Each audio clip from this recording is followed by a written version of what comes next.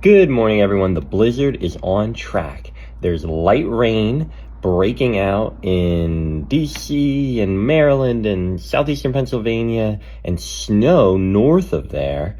And everything is going to change over to snow around noon and intensify.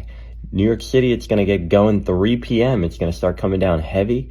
That will continue through the night. It'll eventually make its way up to Boston. The blizzard is on the way. Still 1 to 2 feet from Philly to Boston, 5 to 10 inches in DC and Baltimore. Gotta watch for New York City, coastal New Jersey, and southeastern Massachusetts, including most of Rhode Island, as the potential jackpot. Some places could see 30 inches.